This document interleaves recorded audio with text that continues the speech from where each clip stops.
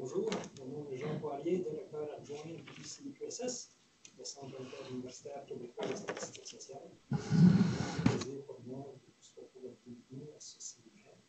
C'est vraiment un grand plaisir d'accueillir les chercheurs liés à l'étude longitudinale du développement des enfants du Québec, l'EDEC.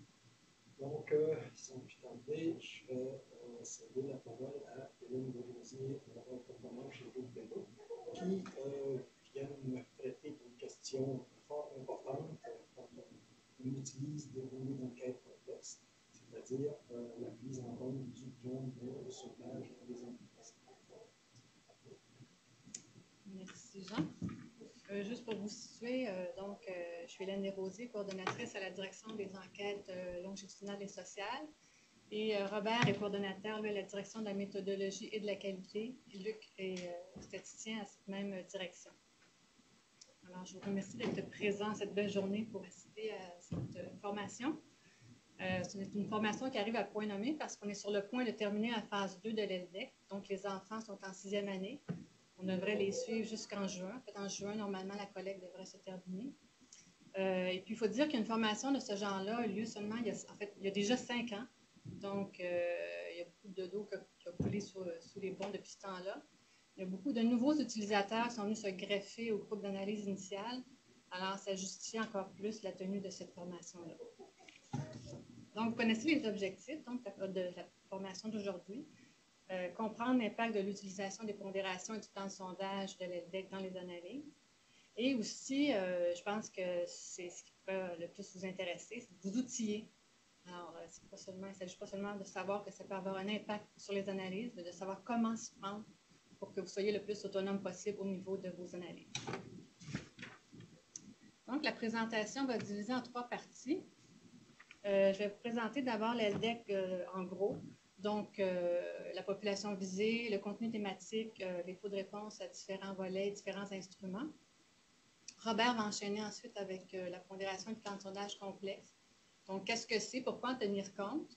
Il va présenter des exemples qui vont servir à illustrer son propos. On aura ensuite une pause d'à peu près 15 minutes. Et ensuite, Luc viendra avec l'aspect dorénavant, pas dorénavant, l'aspect définitivement plus pratique de la formation. Donc, pour vous fournir des outils et vous guider dans vos analyses. Pour clore, nous aurons un petit mot de Bertrand Perron. Je pense que ça vaut la peine de rester jusqu'à la fin parce que Bertrand a des choses intéressantes à vous dire qui vont sûrement vous intéresser. Donc, pour ce qui est de ma partie, j'aimerais que si vous pouvez attendre à la fin pour poser vos questions, ça sera apprécié parce qu'il faut passer le micro aux gens pour que les gens de Québec puissent entendre les questions et vice-versa.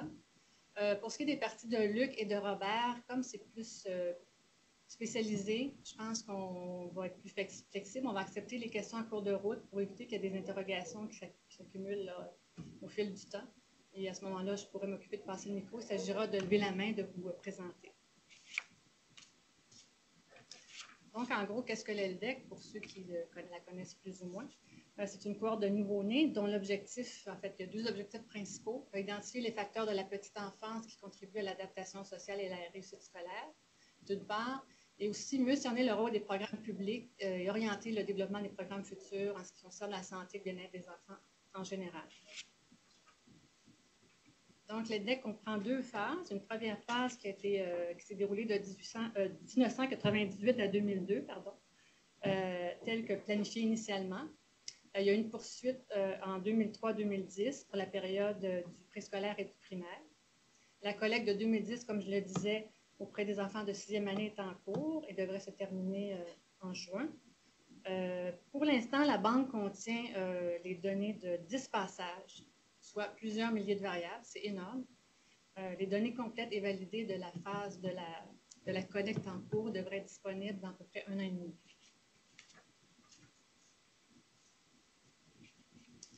Donc, pour mener l'ELDEC, on a sélectionné initialement 2817 enfants. Et de ceux-ci, il y a 2120 enfants qui sont suivis de façon longitudinale. Pour ceux qui étaient là dès les débuts de l'ELDEC, je ne sais pas si vous vous souvenez, mais il y a eu un suréchantillon de 103 enfants qui a été approché pour évaluer l'impact de la tempête de pluie verglaçante à ce moment-là. certains d'entre vous l'ont sûrement vécu. Et puis, mais cet échantillon-là de 103 enfants n'a pas été suivi par la suite. Alors, parce que je vois des fois dans certaines publications, on parle de 2223 enfants suivis. Ce n'est pas vrai. Les 103 enfants n'ont pas été suivis pour la suite de l'EDDEC. Donc, plus précisément, qui est la population visée par l'EDDEC? Au premier volet, en 98, il s'agissait grosso modo des enfants nés en 97-98 de mères vivantes au Québec. On visait seulement les naissances simples. Par la suite, on a considéré inadmissibles les enfants qui avaient quitté le Québec de façon définitive. Et un élément aussi très important à considérer est le fait que, sauf pour le volet 98, les données ne sont pas représentatives de l'ensemble des enfants d'un âge donné. C'est très important à considérer parce que, évidemment, comme on ne tient pas compte des nouveaux arrivants, il y a une sous-couverture qu'on estime à peu près 1% par année. Alors, quand on se rend jusqu'en 4e année, ben, on peut estimer qu'à peu près 10% des enfants en 4e année qui étaient nés hors Québec, donc qui ne sont pas dans l'LDEC. La base de sondage est le fichier de maître des naissances vivantes 1987-1998 du Québec. Le plan de sondage de l'LDEC est un plan stratifié à 2 degrés d'échantillonnage. Qu'est-ce que ça veut dire? Bien, si on veut simplifier, au premier degré, on a sélectionné des unités géographiques qu'on appelle les unités primaires d'échantillonnage et l'unité secondaire d'échantillonnage est l'enfant. Sans entrer dans le détail, on peut dire que c'est un plan qui est avantageux au niveau des coûts de collecte parce qu'il minimise les déplacements. Par contre, à d'autres niveaux, il y a un sacrifice à faire. Comparativement à un plan aléatoire simple, il y a ce qu'on appelle, ça peut créer un effet de grappe. Ce qu'on appelle un effet de grappe, c'est quoi? C'est une perte de précision qui est liée à l'existence de similarités entre les individus en ce qui concerne les enfants d'une même unité primaire d'échantillonnage, donc d'une même unité géographique. Cette perte de précision-là est extrêmement importante à prendre en compte dans l'analyse. Elle n'est pas énorme dans l'LDEC, Robert va y revenir, mais c'est quand même quelque chose dont il faut tenir compte. Donc, toute enquête n'étant pas parfaite, il y a toujours un écart entre la population visée et puis la population échantillonnée. On estime que la population échantillonnée par l'LDEC représente environ 95% de la population visée. En effet, il y a eu certaines exclusions, pardon. D'abord, les enfants de mères qui vivaient dans les régions nord du Québec, les territoires créés et limites, ou sur des réserves indiennes à ce moment-là. Les bébés de mères demeurant dans la région de Hull, mais qui avaient accouché au Québec, en Ontario, pardon. Et certains autres bébés n'ont pas pu être retenus non plus. Les grands prématurés, d'une part parce qu'il y avait un trop grand risque qu'il y ait un décès entre leur naissance et la première collecte. Et pour ce qui est des enfants nés après 42e semaine de grossesse, ben, c'est parce qu'on ne pouvait pas attendre que les formulaires de naissance soient disponibles dans la base de sondage. Par ailleurs, en fait, on revient encore sur cette couverture transversale. Les enfants qui sont nés hors Québec ne sont pas inclus. On pense que ça peut être des enfants caractérisés, donc ça peut avoir un impact important. Et du point de vue longitudinal, comme je le disais, on ne suit pas les enfants qui ont quitté définitivement le Québec. On continue de suivre les enfants qui quittent et qui reviennent. On peut savoir auprès du parent s'il y a possibilité que la famille revienne au Québec. Mais les enfants qui ont quitté définitivement ne sont pas suivis. Il n'y en a pas tellement. On estime qu'il y en a à peu près 26. En 2008, je pense que c'est ce qu'on estimait. Et puis, malheureusement, il y a eu quelques décès. Donc, vraiment, ces enfants-là, on ne suit que les enfants survivants.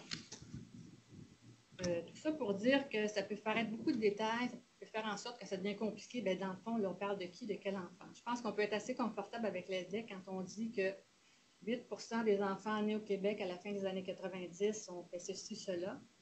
Mais il faut surtout éviter de dire que 8% des enfants du Québec en 4e année faisaient ceci ou cela. Parce que là, à ce moment-là, on risque de se tromper de façon plus importante. Donc, plusieurs éléments font que l'LDEC est une enquête unique.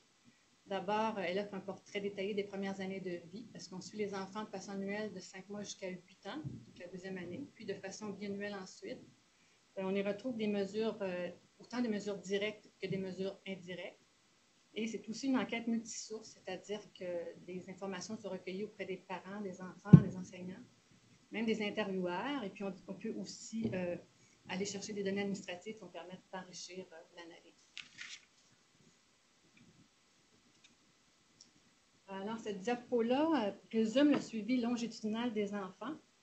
On peut voir qu'il était âgé approximativement de 5 mois au volet 98.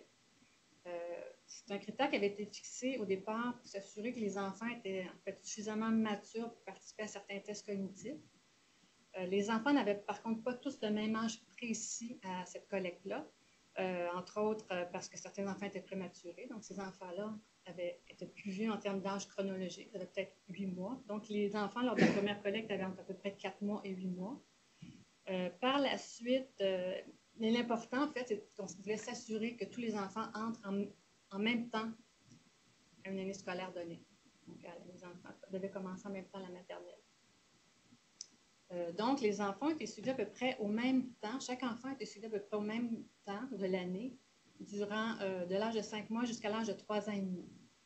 Par la suite, on a introduit un changement de calendrier parce que l'objectif à ce moment-là était d'évaluer les enfants au moment où ils seraient évalués dans le système scolaire. Alors, on a comprimé la collecte à la fin de l'année, au printemps, pour s'assurer qu'on partait sur une bonne base pour suivre les enfants durant leurs années primaires. C'est important à considérer encore là pour l'analyse parce qu'on voit qu'à partir du volet 2002, il y a à peu près 1 an qui sépare l'enfant le plus jeune du plus vieux de l'ELDEC. La diapo montre aussi qu'en marge du volet régulier, il y a des collectes spéciales qui ont été menées. Par exemple, le volet nutrition quand les enfants avaient 4 ans en 2002. Volet psychomotricité, conditions physiques aussi en maternelle et 2e année. Donc, pour ceux qui aiment analyser les données, l'ELDEC est un terrain de jeu, je pense, extraordinaire. Ceux qui ont commencé à analyser les données-là ont des difficultés à s'en sortir parce que c'est absolument fascinant. Donc, j'illustre ici seulement quelques thèmes qui sont abordés dans l'ELDEC au fil du temps, donc de la naissance jusqu'à l'âge de 12 ans. L'ELDEC, comme plusieurs grandes enquêtes sociales ou de santé, une approche biopsychosociale, donc on couvre des aspects de la vie de l'enfant, sa vie avec ses amis, avec sa famille et son environnement physique et social. Pour mesurer donc tous ces aspects que j'ai présentés plus tôt, je reviens un petit peu plus en détail sur le fait que, on peut voir qu'on dispose de mesures directes et indirectes auprès de différentes sources. Donc, de façon plus détaillée, on a des questionnaires informatisés, papier remplis par les intervieweurs. On a des questionnaires auto-administrés aux parents, à la mère et au père, des tests cognitifs, des questionnaires papier administrés à l'enfant à partir du moment où on commence la maternelle et également auprès de l'enseignant.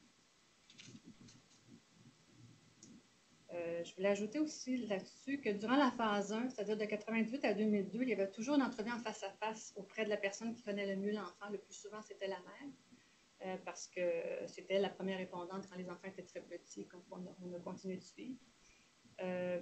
Et on administrait le questionnaire informatique rempli par l'intervieweur. C'était une condition pour pouvoir être considéré comme participant à l'enquête.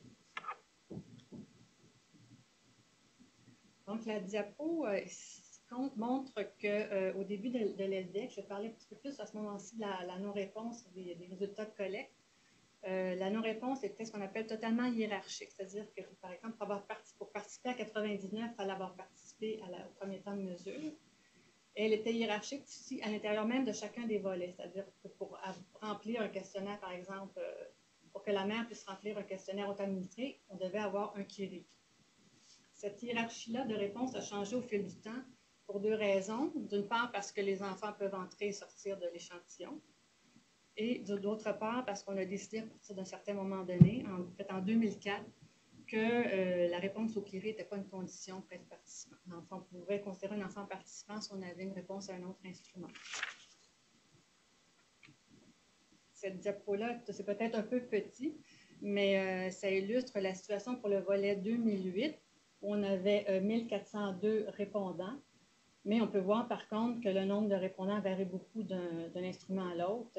Il passe de 1334 enfants au ménage pour le KIRI, donc le questionnaire informatisé rempli par l'intervieweur, à 846 questionnaires auto-administrés du père. Puis aussi au niveau du questionnaire enseignant, on a seulement 991 questionnaires enseignants au volet 2008.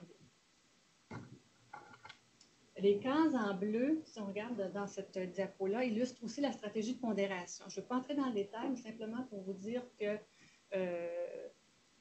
la stratégie qui a été adoptée au fil des ans, de façon très simplifiée, mes collègues vont corriger si je me trompe, mais c'est une stratégie par saut, d'avoir un terme technique pour mieux décrire ça. Mais l'idée, c'est donc de ne pas faire des ajustements à chaque volet, mais de procéder par saut. Par exemple, les données des volets 99 et 2000 ont été ajustées simultanément par rapport à la première année de collecte. De la même façon, les données des volets 2001 et 2002 ont été ajustées par rapport à la participation de 2000. Et à partir de la fin de la phase 1, en 2002, en fait, c'est cette année qui sert d'année de référence pour l'ajustement pour les années qui vont suivre. C'est un choix qui a été fait pour éviter les multiples ajustements de non-réponse à chacune des années. Et comme Robert et Catherine Fontaine le précisent dans un document sur l'attrition qui est disponible sûrement sur le site de l'ELDEC, ça permet aussi une meilleure cohérence longitudinale pour les caractéristiques qui sont liées à l'attrition. Si vous avez des questions là-dessus, vous pourrez les poser à Robert plus tard. On peut résumer ici les résultats de collecte pour la période donc, de 1998 à 2008. On peut voir clairement que les taux de participation, c'est-à-dire en fait la troisième colonne, la proportion de répondants parmi les répondants initiaux est quand même très, très, très bien. En fait, une fois que les participants ont accepté de se joindre à l'enquête, ils sont assez fidèles et à ce titre, on peut remercier aussi l'équipe de collecte à l'ISQ qui font un travail de fidélisation assez remarquable. Bon, évidemment, les taux de réponse sont plus faibles parce qu'on part à 75 pour se rapporter à l'échantillon initial qui était de 2817 enfants. Et par la suite, ça ne peut que rester stable ou diminuer. Donc, bon, pour la première phase, ça va assez bien. Ce qu'on remarque là, c'est qu'à partir de la deuxième phase, en particulier au moment où les enfants entrent à l'école, les taux de réponse commencent à diminuer sérieusement. On doit par contre amener une précision ici, c'est qu'un taux de réponse longitudinal, ce n'est pas la même chose qu'un taux de réponse transversal. On ne peut pas dire que c'est pas comparé parce qu'on a beaucoup plus de données historiques pour faire un meilleur ajustement avec dans une enquête longitudinale. Donc, il ne faut pas paniquer en disant, bon, on arrive au proche du 50 %, est-ce que c'est un seuil critique? Bon, ben, c'est sûr qu'on souhaite avoir les taux de réponse les plus élevés possibles, mais on verra plus tard qu'on réussit assez bien à s'en sortir pour redresser l'échantillon et tenir compte de cette attrition-là qui est aussi caractérisée. Cette diapo-là illustre. Là, je vais vous présenter quelques résultats de collecte. Pour certains instruments, ce n'est pas exhaustif parce qu'évidemment, il y a toutes sortes de combinaisons possibles. Mais c'est pour montrer qu'on a aussi quand même des bons taux de réponse pour les questionnaires auto-administrés des parents, même pour celui des pères, ce qui n'est pas le cas dans toutes les enquêtes auprès des populations masculines, mais les pères de jeunes enfants semblent d'assez bons répondants. Par contre, évidemment, quand on regarde en longitudinal, de 1998 à 2004, le taux de réponse est autour de 39 % pour les mères et à peu près 32 % pour les pères. Au niveau des tests cognitifs, on voit ici que les taux de réponse oscillent entre 35 et 65 %. Encore ici, on a eu une baisse à partir de la phase 2 de l'ELDEC. Donc, si je peux dire peut-être un peu plus prudent peut-être quand on analyse les données.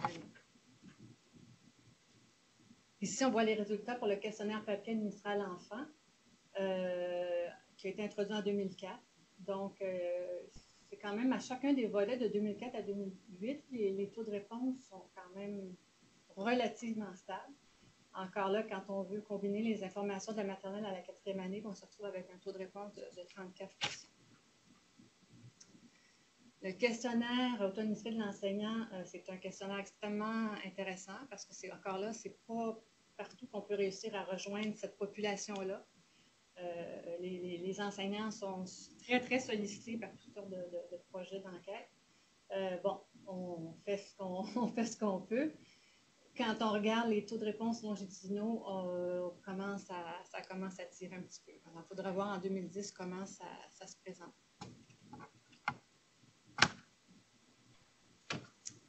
Donc, en résumé, pour cette partie-là, on peut dire bon, en raison de l'érosion annuelle de l'échantillon, les taux de réponse diminuent dans le temps. Le taux de réponse diffère selon les instruments de collecte et les volets considérés. Comme les répondants peuvent entrer et sortir d'échantillons, bien les taux de réponse transversaux sont meilleurs que les taux de réponse longitudinaux. Tout ça fait en sorte que peut-être le mot d'ordre, c'est peut-être de se dire, ben, usons de parcimonie quand on va analyser les données de l'INDEX, c'est extrêmement riche. Il faut peut-être faire des choix pour éviter de se retrouver avec un échantillon trop petit. Donc, ça conclut ma partie. Je pourrais prendre quelques questions avant que Robert enchaîne avec toute la question de la pondération et du plan de sondage.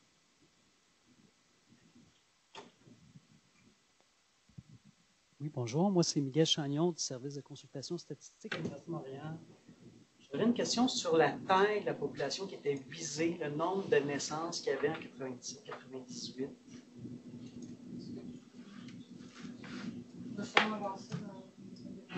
C'est de l'ordre entre 70 et 80. OK. Mais c'est sûr que la façon qu'on a sélectionné en fixant une période de collègue, toutes les unités, il y avait des unités qui n'avaient pas de chance de sélectionner. On voulait qu'il y ait une âge le plus fixée possible au moment de la collègue. Il est allé à 8 moments, comme c'est 6 moments différents dans le temps pour étaler aussi ces périodes-là, mais il y a des trous entre les périodes de collègue. C'est pour toutes les unités qui avaient de chance, qui sont venues dans cette période qui avaient de chance d'être sélectionnées. Merci.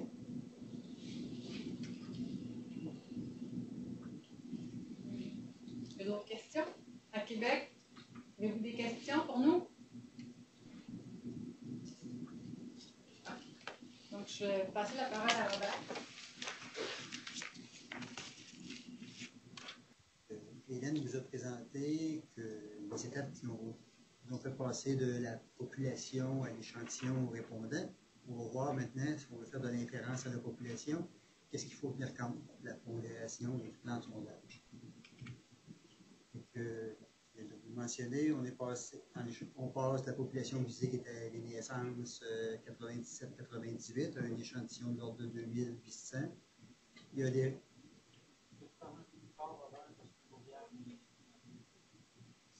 Je vais essayer, je n'ai pas beaucoup de voix. Donc on est passé à un échantillon initial de l'ordre de 2800, mais dépendant des analyses qu'on fait, le nombre de répondants, comme on l'a vu, est assez variable. La pondération, c'est simplement le nombre d'enfants qu'un répondant représente dans la population visée. Et si on prend un exemple, on a un échantillon aléatoire simple, 1% des enfants de la population, et que tous les enfants répondent, le poids de tous ces enfants-là serait de 100. C'est-à-dire qu'ils représentent 100 enfants dans la population. Pourquoi on utilise une pondération? Le plan de sondage de l'enquête est complexe, même si on a essayé d'équilibrer les probabilités de sélection au départ, mais on utilisait pour sélectionner nos unités géographiques des données qui étaient vieilles d'une année, c'était les naissances de l'année précédente, parce qu'on ne savait pas les naissances qui allaient arriver. Et il y avait des différences entre les naissances précédentes et les naissances qui allaient arriver, ce qui fait que les probabilités de sélection ne sont pas équiprobables. On en tient compte dans les probabilités de sélection. Deuxièmement, de façon plus importante, il y a de la non-réponse à différentes étapes de l'enquête ou à différents instruments qui s'accumulent dans le temps et qui n'est pas nécessairement aléatoire comme on va le voir tout à l'heure. Il y a des caractéristiques, comme dans toutes les enquêtes, les enfants, les familles qui répondent le mieux ne sont pas les mêmes que l'ensemble de la population. On veut procéder en général à une inférence à la population. On veut parler des enfants québécois, des bébés québécois de cette année-là, et non pas de l'échantillon, des répondants qu'on a présentement. La pondération nous est utile pour minimiser les biais qui seraient dus à ce que notre échantillon ne représente pas parfaitement la population si on ne le pondérait pas. On va l'illustrer de différentes façons. Je vais présenter deux premiers exemples qui ont été utiles. Ces graphiques-là ont été utiles aussi pour regarder la cohérence longitudinale de nos estimations, mais on voit aussi la différence entre les estimations qui seraient pondérées et non pondérées. La caractéristique qu'on analyse, c'est la proportion estimée d'enfants dont la mère ne parle ni français, sa langue parlée n'est pas le français ni l'anglais en 98, selon les données d'enquête. Quand on utilise l'ensemble des répondants de l'enquête en 98, on estime à 9% cette proportion-là. Si on regarde les données non pondérées, déjà assez loin de la valeur estimée en pondérant qui est de l'ordre de 6 %. Ça veut dire que les mères, les familles, ce n'est pas la langue parlée des Français ou Anglais, ont répondu beaucoup moins bien à l'enquête.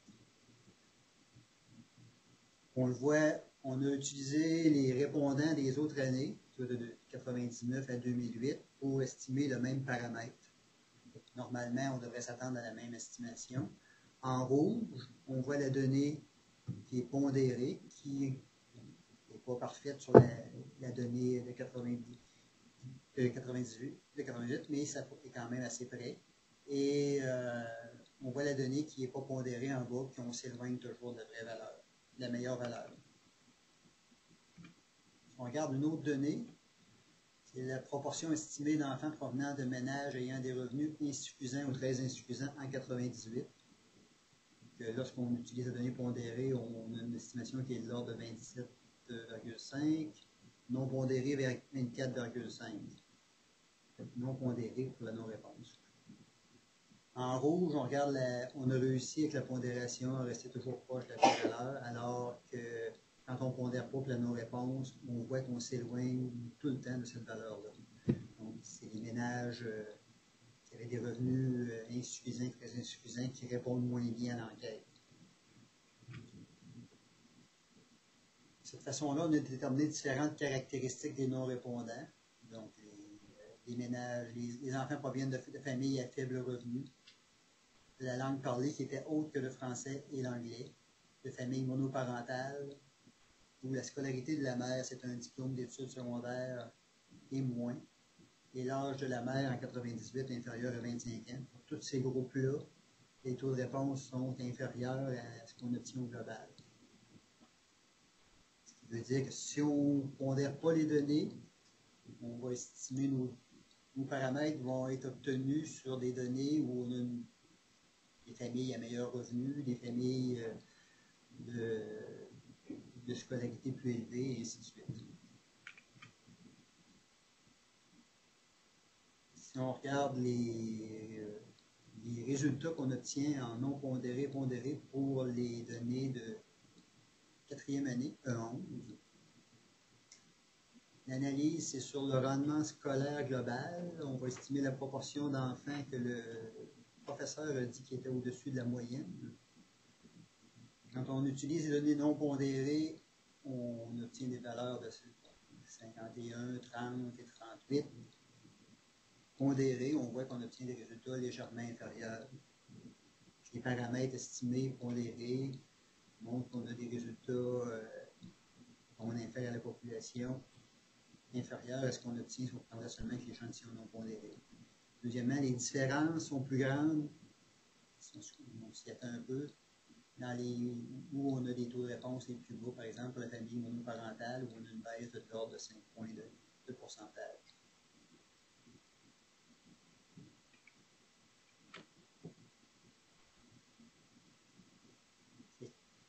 Alors, si on résume dans ces cas-là, pour dire pourquoi utiliser une pondération, les estimations non pondérées diffèrent des estimations pondérées. On ne peut pas faire l'hypothèse que les répondants sont représentatifs de la population visée si on ne pondère pas les données. Les corrections pour la non-réponse sont nécessaires pour que les estimations s'approchent de la cible, voire avec d'autres données ou avec d'autres valeurs aussi, et que les ajustements sont assez efficaces pour s'approcher des valeurs cibles. On a parlé de pondérer, mais quand on pondère les données, les estimations ponctuelles, comme des moyennes, des rapports de cote ou d'autres éléments, on dit qu'ils sont approximativement sans biais. Si on ne fait que pondérer, si on ne tient pas compte de la concentration de l'échantillon, les variances vont être sous-estimées et les intervalles de confiance vont être trop petits. On va rejeter aussi trop fréquemment l'hypothèse H0. Et puis, pour tenir compte que l'échantillon est concentré et que les données n'ont pas toutes la même pondération, il faut utiliser des logiciels qui permettent de tenir compte du temps de sondage ou des procédures, parce qu'il y a de plus en plus de procédures à l'intérieur de logiciels standards comme SAS ou SPSS qui permettent de tenir compte du plan de sondage. Pour vous donner une idée de l'effet du plan de sondage, on a, à un moment donné, mesuré l'efficacité du plan de sondage avec un effet de plan moyen. L'effet de plan, c'est le rapport entre la variance obtenue en tenant compte du plan de sondage, qui est concentré, et qui est avec une probabilité variable, par rapport à un échantillon de même taille qui a été obtenu à partir d'un échantillon aléatoire simple. Dans l'ELDEC, l'estimation de l'effet de plan a été faite sur plusieurs variables, plusieurs proportions. On a calculé qu'en moyenne, on avait un effet de plan d'ordre de 1,3. Ça veut dire que la variance est 30% plus élevée avec l'échantillon qu'on a là qu'avec un échantillon aléatoire simple. C'est sûr qu'on a une perte de précision, mais au départ, c'était moins coûteux et plus efficace d'y aller en concentrant l'échantillon. On l'a vu. Oui, on va illustrer maintenant les deux effets, l'effet de pondération et l'effet de tenir compte de la concentration d'échantillons, des mesures sur la précision, sur les équations, sur la régression logistique et la régression linéaire. Les exemples que je vais vous montrer, c'est des données qui ont été publiées. On n'a pas cherché trop loin pour avoir exactement des exemples qui parlent. C'est assez facile de trouver des exemples où on a des relations qui changent ou des paramètres qui changent. La variable analysée, c'est le surplus de poids de l'enfant. Surplus de poids, c'est les enfants de 7 ans. C'était au moment de la collecte de E8. Dans la première colonne, on voit les données qui ont été analysées sans pondération ni sans tenir compte du temps de sondage. Pour les colonnes suivantes, on a les données qui sont pondérées, donc nos paramètres estimés tiennent compte des probabilités variables de répondre et d'être sélectionnés. Et finalement, on a intégré ça à un logiciel qui permet de tenir compte du plan de sondage. Alors là, c'est les seuils ou les intervalles de confiance qui changent, mais les paramètres ne changent pas. Si on prend les variables qui sont en relation avec le surplus de poids, c'est le sexe, la durée du sommeil nocturne, la fréquence de consommation de boissons sucrées gazeuses. En prenant l'exemple de la durée du sommeil, on s'aperçoit que la pondération a peu d'effet sur le paramètre comme tel, de 1,46 à 1,43, mais le plan de sondage, en tenant compte de la concentration, on ne peut pas dire que la relation, l'enquête ne nous permet pas de dire que la relation tient. Dans l'autre cas, la fréquence de consommation de boissons sucrées gazeuses, les paramètres des rapports de cote de 1,46 et 1,13 augmentent à 1,77 et 1,25 lorsqu'on pondère les données.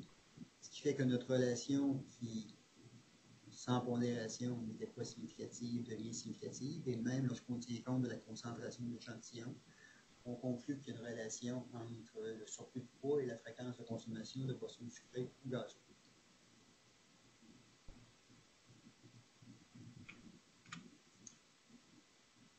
Un autre exemple de régression logistique, c'est le retard de vocabulaire chez les enfants de maternelle, avec des données qui proviennent de la collecte de E7. Or là, les données sont présentées de la même façon. Les premières colonnes sans pondération et compte du temps de sondage, ensuite avec pondération, et finalement en tenant compte du temps de sondage. Si on prend l'exemple des bébés de petit poids, le paramètre qui était de l'ordre de 1,8 change de façon importante à 2,9 de façon pondérée, et la relation tient toujours lorsqu'on tient compte du temps de sondage. On peut conclure une relation significative dans ce cas-là entre le bébé de petit poids et le retard de vocabulaire chez les enfants de maternelle. Dans les autres cas, on a aussi des paramètres en général qui sont modifiés de façon importante. Si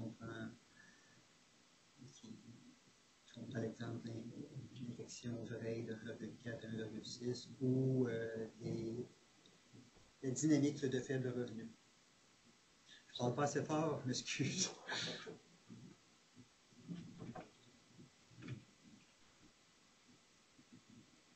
point d'analyse qui était fait avec des régressions linéaires. On voulait quand même montrer des résultats, on voyait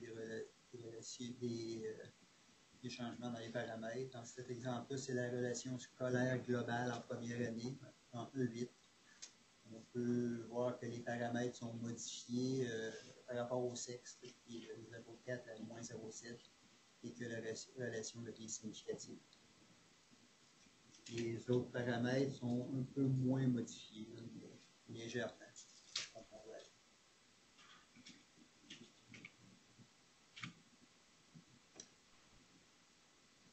Mais jusqu'à date, on montre que la pondération, l'estimation, quand on tient compte de dans son sondage, change les paramètres. La littérature dit que quand on fait des données, quand on tient compte de la pondération dans les données, si ça change, il faut en tenir compte. A priori, si ça ne change pas, là, c'est moins important. Ça veut dire qu'on dit que notre modèle est bon et que le plan de sondage ou la non-réponse n'est pas informative.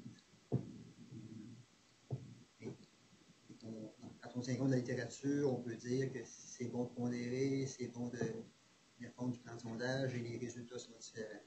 C'est quand même intéressant et dangereux pour ceux qui ont fait les travaux de vérifier si ça tient quand on compare avec la vraie donnée, avec les données administratives. On a des données sur l'ensemble de la population. On a plongé, on est allé voir. On a vérifié si les estimations de l'LD étaient biaisées lorsqu'on comparait des données de population. On a comparé les proportions qui sont calculées à partir de la population visée de l'LD et à partir de l'échantillon des répondants à différents moments de l'enquête, avec les pondérations adéquates. Le ministère de l'Éducation nous a fait des compilations pour les enfants qui étaient nés entre le 1er octobre 1997 et le 30 septembre 1998, en excluant ceux qui sont le lieu de naissance n'est pas la province de Québec. Depuis le début, on infère seulement aux enfants qui sont nés au Québec. Je vous en présente deux. Il y a un document qui vous en montre 4. Les autres sont plus difficiles à interpréter, mais ça donne des résultats semblables. C'est l'indice du seuil de faible revenu. C'est une donnée qui est associée à l'école. C'est une compilation qui est faite par décile. Et la langue maternelle de l'enfant telle qu'il est déclarée par les parents. C'est la déclaration. Pour entrer à l'école, il faut remplir un certain formulaire. Puis il y a la langue maternelle de l'enfant. L'enfant avec un indice, l'indice de l'école qui est un seuil de revenu de 9 à 10. Seuil de 9 à 10. Les seuils les plus élevés, ça va de 1 à 10. Les seuils les plus élevés, ça correspond à des faibles revenus. On a la donnée en rouge, qui est la donnée de la population, qui est de l'ordre de 17%. La donnée en bleu, c'est la donnée non pondérée.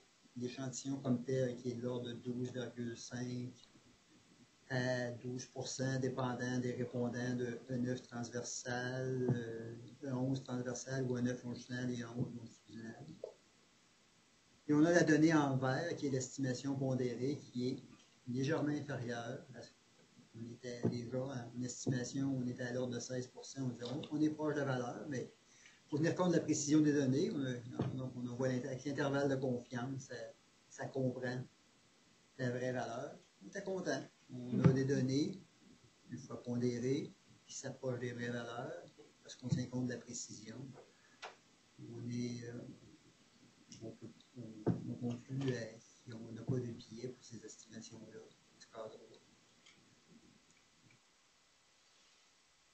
Oui?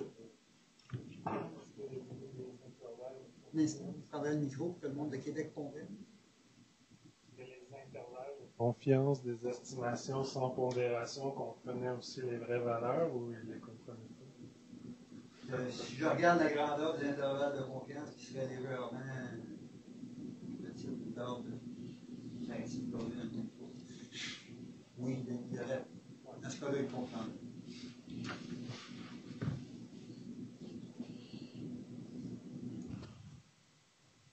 Mais on ne l'a pas calculé. Quand on le calcule, on tient compte de la pondération, on tient compte du temps de sondage. Pour la langue maternelle, Et ni l'anglais ni le français, selon les données du MELS, pour les enfants nés au Québec, on obtenait de l'ordre d'une estimation qui était entre 8 et 9 pour les données non pondérées, au lieu d'une donnée entre 8 et 9, on était de l'ordre de 5 en E1. Et lorsqu'on prend l'échantillon plus petit, on est rendu à proche de 3 en E11 longitudinal. Les données pondérées sont peut-être un petit peu plus loin que le revenu de tout à l'heure, mais on est quand même à 1 en bas à peu près. Et lorsqu'on tient compte de la précision, encore là, on intègre la prévaleur. Une question? Avec le micro, s'il vous plaît. Comment ça fait que l'estimer sans pondération soit si loin de la population à E1 quand l'échantillon est supposé être représentatif de la population? Les répondants de E1, c'est pas l'échantillon de E1. On est passé de 2800 enfants échantillonnés où on pense que ça serait proche de la vraie valeur là, avec l'échantillon comme tel. Mais la non-réponse en E1 était caractérisée. On va voir le document sur E1. Il y avait la non-réponse qui était caractérisée avec la langue et avec l'étude secondaire. L'échantillon non pondéré, c'est normal qu'il soit plus faible. Comme dans toutes les enquêtes, les personnes francophones répondent un peu mieux, les anglophones un peu moins bien, et les personnes d'autres langues encore moins bien. Donc, même à E1, on ne peut pas dire que l'INDEC est représentatif de la population des enfants nés en 1998. Même en E1, les répondants non pondérés de l'INDEC ne représentent pas bien pour les calculs principales variables. Comme dans toutes les enquêtes, les enfants sont caractérisés. Cette enquête-là, le désavantage, on partait d'une barre de sondage, on avait les informations sur la barre de sondage. Et on a dit qu'on est tout le chiffre de naissance, le terme d'exagération.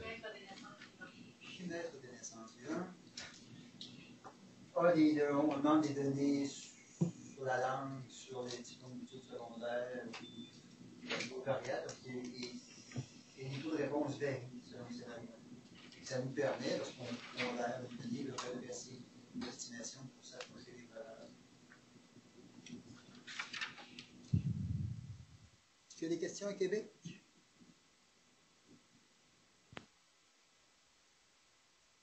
Nu? Pourquoi pondérer tenir compte du plan de sondage? En pondérant pas, les estimations de l'INDEC diffèrent des vraies valeurs. On l'a vu clairement avec les estimations du billet. En pondérant, les estimations donc s'approchent et on minimise, on réduit les biais. En pondérant, on l'a vu, les estimations ponctuelles sont changées. La littérature montre que lorsque quand les estimations changent, les deux conclusions disent que le modèle est incomplet. Ou il faut tenir compte de la pondération pour avoir des meilleures estimations. Et souvent, on n'est pas capable d'avoir des modèles complets. Ça ne veut pas nécessairement qu'on n'a pas les variables, mais la puissance ne nous permet pas de tenir compte de toutes les variables aussi. En tenant compte du plan de sondage, les estimations de variance changent, les intervalles de confiance changent et les conclusions des tests aussi sont. Maintenant, on a vu qu'il faut absolument tenir compte du plan de sondage. Et puis, Luc va vous dire comment on le fait. Est-ce qu'il y a des questions? Oui, mais.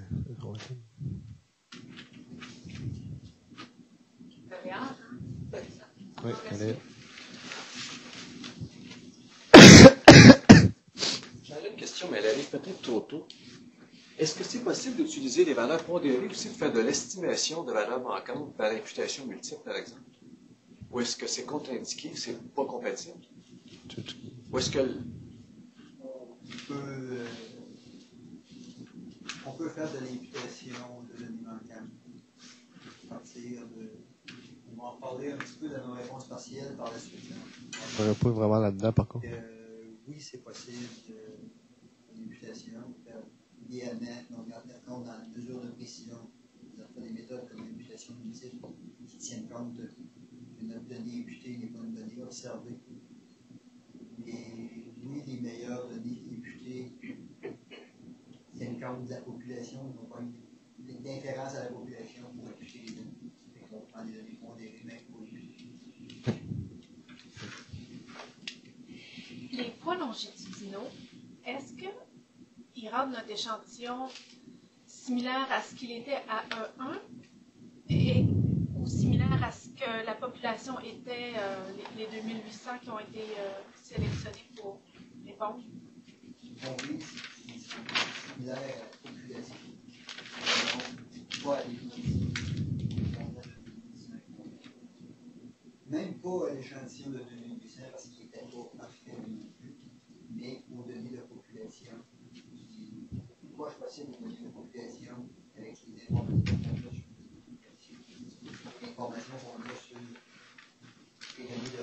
Quand on utilise des données de 1 pour pondérer, on corrige de 1. Au départ, on corrige pour notre fichier complet de la base de sondage. On vit, c'est d'être le plus proche possible de la population. Les lendemains, donc, sont mis en 97-90. Donc, les variables que vous utilisez, c'est peut-être l'objet de la prochaine présentation, les variables que vous utilisez pour construire ces poids-là, est-ce que c'est ce dont vous allez nous parler? Je ne vais pas entrer dans la construction des variables de pondération technique, puis c'est comme dire, ça ne nous dérange pas dans d'autres présentations, on le fait. Ça ne nous dérange pas de parler de ça, mais on est plus dans la deuxième étape de voir, une fois qu'on les a construits, ces variables-là, comment on les utilise. Vraiment l'utilisation. Toutes ces pondérations sont écrites sur le site de GEC. À toutes les années, on rajoute des nouvelles pondérations, des années collées. Et il y a un document qui décrit les variables qui ont été vérifiées et les variables qui ont été retenues pour pondérer les données. D'une façon générale, est-ce que vous pouvez dire, moi d'après la recherche que j'ai faite dans ce document-là, j'ai compris que c'était les caractéristiques des non-répondants dont vous nous avez parlé tout à l'heure, l'éducation de la mère, le revenu, tout ça. Est-ce que grosso modo, c'est à peu près toujours ces variables-là? C'est surtout ceux qui ressortent le plus, là. C'est pour ça que, justement, qu'il les a présentés comme de quoi que c'est des grosses caractéristiques des non-répondants, là. Mais dans ceux qui sont considérés, il y en a beaucoup plus que ça, là. Puis ça dépend aussi de la pondération qu'on fait. Si on pondère un répondant, par exemple, enseignant, ben il n'y aura pas les mêmes caractéristiques d'un répondant de la mère, par exemple. Donc, les variables qui vont être un peu plus regardées ne seront pas nécessairement les mêmes. On va rentrer des variables qui sont reliées à l'école. Pour la mesure.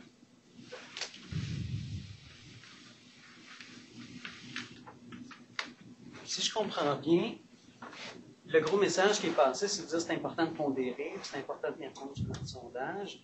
Pourtant, quand je regarde les 4 exemples qui sont passés, c'est pas clair pour moi que l'utilisation du plan de sondage est nécessaire en termes de conclusion. Et pourtant, c'est très complexe de tenir compte du plan de sondage. Par rapport à toute enquête, dans la fleur, on a des points plus visibles possibles dans les données. Par exemple, dans le neige, en général, les quantités comme un traitement sondage qui était de l'ordre de 1,3, c'est de l'ordre de 2, un peu plus que 2. Donc, oui, c'est aussi important que dans une enquête où on authentique un échantillon qui était. Il y avait des objectifs régionaux dans notre enquête, l'échantillon serait plus proche par rapport à la population. On n'avait pas d'objectifs régionaux, donc l'échantillon n'était pas complètement à côté de la population au niveau de la représentation régionale, il était très proche. Mais on a quand même une augmentation de variance. On a quand même des intervalles de confiance légèrement plus étroits. On regarde n'importe quel, Mais si on prenons par exemple ce tableau-là, ce qui est intéressant, c'est qu'on voit que si on n'utilise pas la pondération, on a effectivement des estimations même ponctuelles qui sont biaisées, donc je pense que c'est pas une bonne idée. Mais du moment qu'on utilise les poids, par exemple, normalisés, qui est très, très simple à mettre en place, on arrive déjà avec des valeurs P qui, en termes de conclusion, un 0.02, un 0.04, autre que le 0.06, 0.12, mais on est dans un résultat qui est non significatif. Si on utilise, par exemple, une règle du pouce en disant, compte tenu qu'on sous-estime la variance, qu'on décide de faire nos tests à 0.01, en étant un petit peu plus prudent, ben, je pense qu'on arriverait essentiellement aux mêmes conclusions sur l'ensemble des présentations qui ont été faites là, d'un point de vue de chercheur, pas au niveau du chiffre de la valeur P. Mais j'ai regardé l'ensemble des exemples, puis j'arrive exactement au même portrait. À 0.01, sauf que la facilité d'implantation, indépendamment de la démarche que je fais, devient très, très simple. On va montrer après dans les autres exemples, là, il y a de plus en plus de logiciels qui permettent d'implanter de façon simple ces choses-là. Il y a de plus en plus de procédures en SAS, en SPSS, en Stata. Je vais vous faire une liste là, avec des tests qui sont simples dans le compte. C'est ça. Simple dans le compte, même si ça ne change pas le nom, ça change un peu. Puis, on peut dire de l'utiliser. Ouais, c'est ça. Je vais leur parler de comment l'utiliser, le plan de sondage. Là. Par contre, il faut juste faire attention que quand on travaille avec le seuil de 1%, on conclut quand même à des seuils significatifs au seuil de 5%. Là. Comme par exemple ici, le 2%, on dirait, bon, c'est pas significatif au seuil de 5%. Puis là, on le voit justement en tenant compte du plan de sondage qu'on tombe à 8, fait qu'au seuil de 5%, on serait pas significatif. Là, j'ai de la difficulté à suivre. Si on utilise le seuil observé de 1%, pour tenir compte d'une erreur qu'on ne tient pas compte dans l'analyse, l'erreur associée à la concentration d'échantillons, l'erreur supplémentaire, notre test, en réalité, n'est pas fait avec une erreur de 1%, il est fait avec une erreur, on vise une erreur de 5% parce qu'une erreur qu'on ne tient pas compte. Je pense que d'un point de vue statistique, c'est tout à fait exact. Mais si on se met dans l'optique d'un chercheur qui, dans le fond, c'est de savoir, j'ai deux objectifs. La première, c'est une estimation. Je veux avoir un bon portrait. Et la deuxième, je vais être capable d'établir les différences que j'observe. Sont-elles présentes au niveau de la population? Sont juste attribuables à une fluctuation échantillonnale? Si je décide d'utiliser un seuil de 0.05 ou 0.01, puis je prends par exemple en conclusion, sur toutes les différences que j'observe, je vais dire qu'elles sont présentes réellement d'un point de vue statistique dans la population. Si la valeur P observée est inférieure à 0.01, je pense que la démarche est tout à fait correcte. Oui, mais il faut juste faire attention que si c'est en bas de 0.01, de pas dire que c'est significatif au seuil de 0.01, parce qu'on peut avoir plus qu'un % de chance de se tromper. Je pense que ce problème-là s'applique à peu près dans n'importe quelle technique statistique où on a un modèle mathématique en arrière et la valeur P est exacte seulement si le modèle mathématique est présent et réel et parfaitement là. Toutes les démarches qu'on fait, le modèle, nos présupposés sont approximatifs un peu, puis on applique quand même la corrective de la valeur P à 0.05. C'est juste qu'ici, c'est une prudence supplémentaire avant d'établir un fait. Je ne sais pas, c'est que ça me semble... J'ai trouvé ça quand même intéressant de voir que vous avez choisi des exemples. Vous avez choisi des exemples probablement pour mettre l'emphase de dire c'est important de tenir compte du plan de sondage. Et dans tous les exemples, juste la pondération des poids normalisés répondait bien pour l'ELDEC. Je ne parle pas en général pour l'ensemble des sondages, là, mais pour l'ELDEC, que l'utilisation des poids normalisés donnait de bons résultats. Ouais, on va voir comment on peut en tenir compte. On pense que c'est pas si compliqué que ça. Tant qu'à changer le seuil pour une raison, on n'a pas besoin de changer. On change le seuil pour une autre raison, on va perdre un peu de puissance aussi. En travaillant avec un seuil conservateur de 1%, on va perdre un peu de puissance. Tandis que si on tient compte du plan de sondage, puis on travaille à 5%. Même au-dessus de 1000 enfants. Ouais, mais c'est de moins en moins vrai, là. Tout dépendant des combinaisons de questionnaires, puis...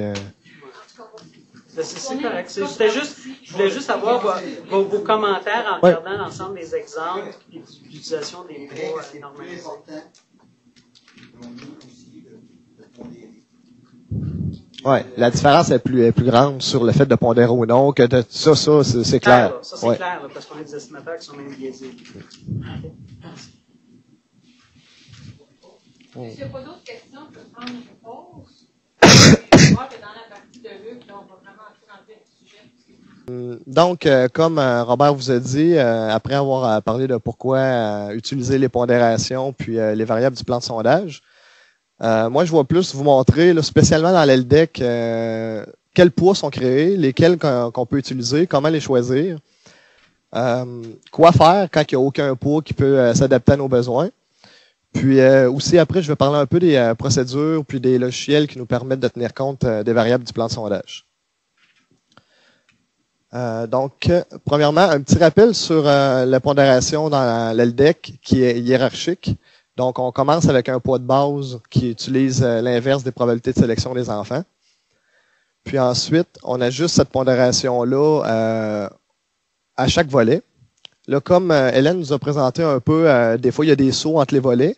Ça, c'est dû, entre autres, à partir de 2002, il y a beaucoup de personnes qui pouvaient revenir. Là, par exemple, ils ne répondaient pas en 2003, mais ils revenaient en 2004. Fait que si on aurait voulu faire une pondération ajustée sur 2003 pour 2004, on aurait eu des pertes d'unités. Fait qu'on faisait plus le saut sur 2002 où on avait vraiment tous les répondants là, qui répondaient en 2004. Puis après ça, à chaque volet, selon les instruments, ce n'est pas les mêmes sous-ensembles de répondants qu'on a. Donc, on fait des pondérations adaptées, ajustées pour la non-réponse par instrument. Parfois, il peut même y avoir de la hiérarchie entre plusieurs instruments, puis que ça soit justement ajusté là, selon l'instrument qui a le moins de répondants.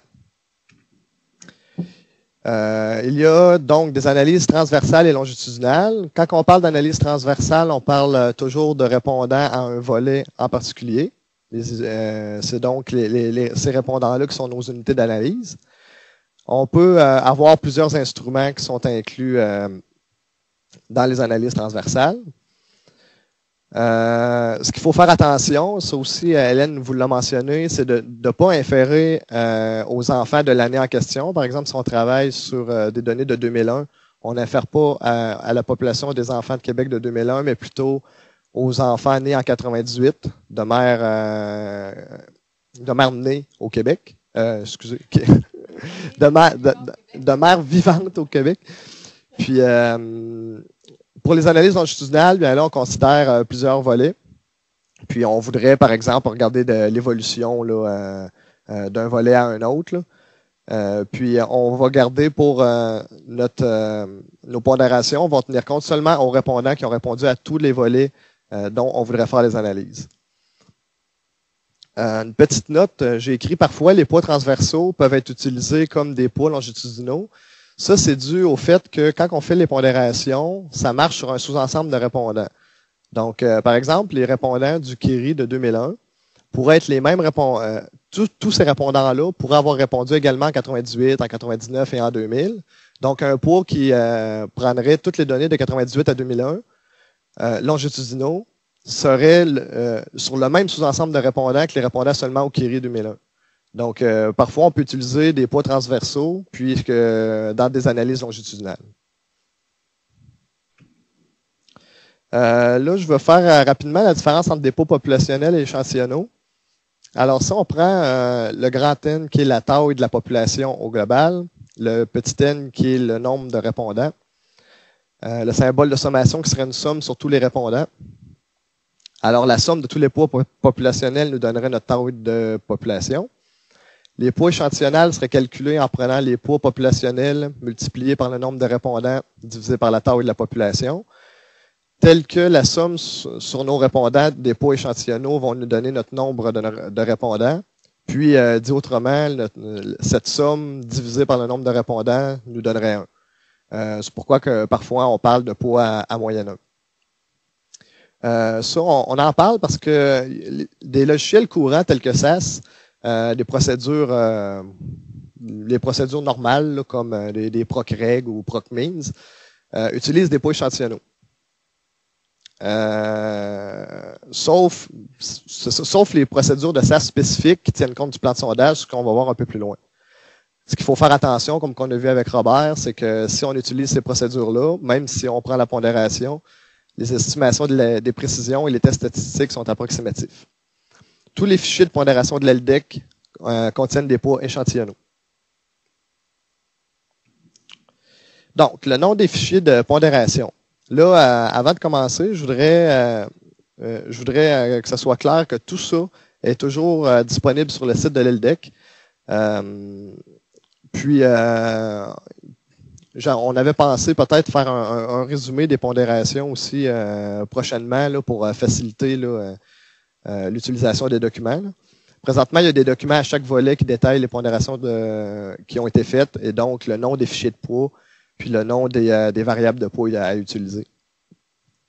Mais en gros, pour les volets à partir de E2 jusqu'à le dernier que la pondération a été faite en 11, 99 à 2008, les fichiers des poids les plus courants sont nommés poids 201, 301 jusqu'à 1101.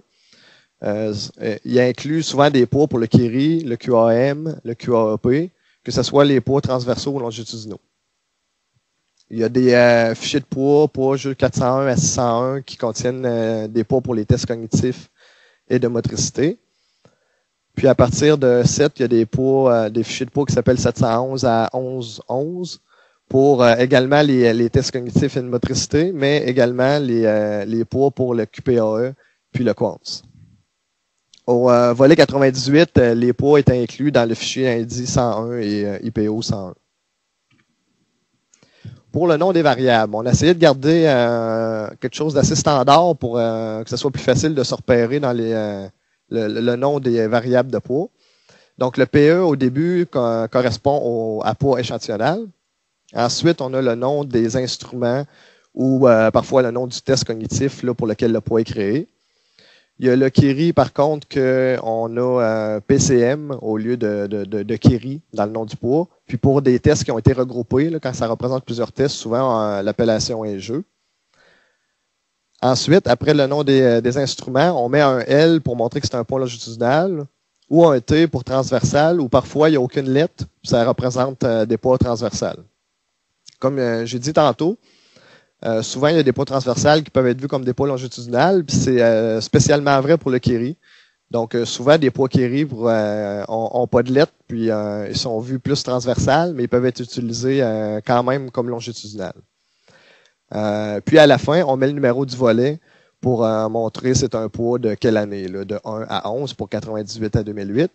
Puis pour les poids longitudinales, on met l'année de la dernière année du longitudinal. Donc, comme ici dans l'exemple, le PE-QAM L6 est un poids longitudinal pour le QAM de E1 à E6. Bon, là, je vous montre les principaux poids présentement pour les principaux sous-ensembles de répondants qui ont été créés. Donc, pour des poids transversaux, de 98 à 2008, on voit que le KIRI, pour le sous-ensemble de répondants du KIRI, il y a toujours un poids disponible. Également, pour le QAM, le QAP, il y en a souvent. Les zones grises foncées, ça représente des sous-ensembles de répondants, dans le fond, qui ne peuvent pas exister. Parce que, par exemple, le QANS, avant que les enfants aillent à l'école, il n'y avait pas d'enseignants. Donc, c'est sûr qu'il n'y avait pas de questionnaire d'enseignants. À partir de 2004, les questionnaires QPAE et QANS sont apparus. Puis, il y a des poids qui ont été faits là, à certaines années. Il y a des poids de jeu également qui sont faits assez souvent. Pour le longitudinal, bien là, le poids KIRI, il y a toujours un poids disponible, que ça de 1 jusqu'à 11. Donc, à chaque année, à partir de 1.